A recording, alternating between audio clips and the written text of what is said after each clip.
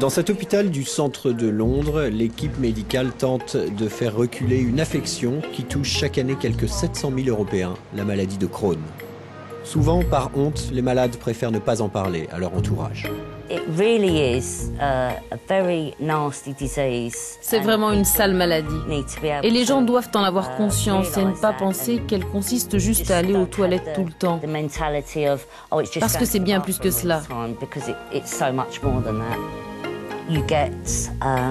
J'ai eu de l'arthrite en lien avec la maladie de Crohn. Je ne pouvais plus bouger les mains.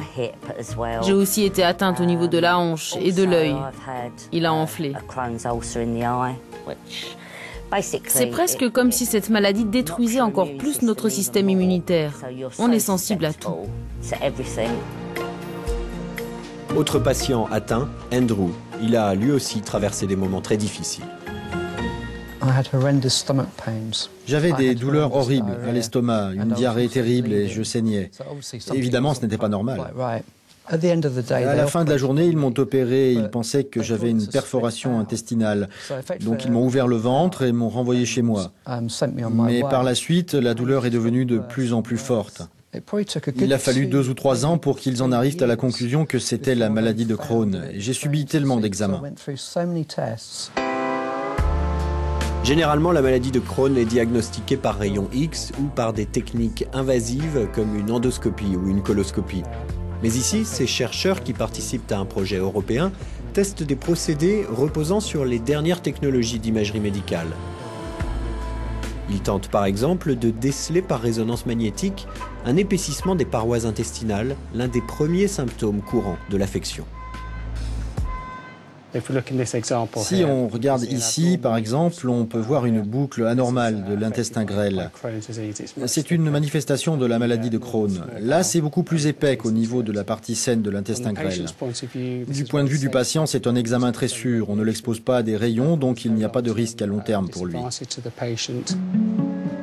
Les images prises par résonance magnétique sont ensuite rapprochées de modèles qui prévoient certaines évolutions physiologiques chez les patients. Une aide précieuse pour les gastro-entérologues lorsqu'il s'agit de prescrire le traitement le plus approprié. On est aujourd'hui capable d'être relativement certain de notre diagnostic. On peut dire le patient est atteint de la maladie de Crohn, de sténose, de fibrose ou d'inflammation.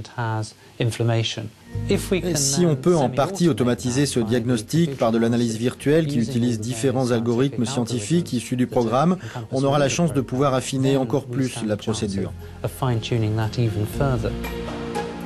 Les scientifiques espèrent aussi que grâce à ces nouvelles techniques de visualisation, désormais plus précises et plus claires, les patients atteints seront davantage informés de l'évolution de leur maladie, de quoi les aider à mieux vivre avec.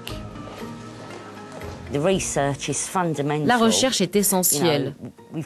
On doit déterminer ce qui cause la maladie et si elle peut être éventuellement guérie, en particulier pour les plus jeunes. Parce que ça vous fend le cœur quand vous voyez autant de jeunes malades.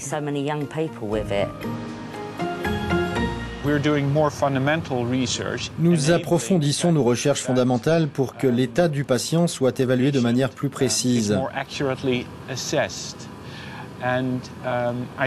Et je pense que cette technologie sera bientôt prête à être utilisée, disons dans 4 ans environ. À terme, ces procédés d'imagerie devraient aussi permettre de mieux lutter contre certaines maladies intestinales inflammatoires comme les colites ulcéreuses.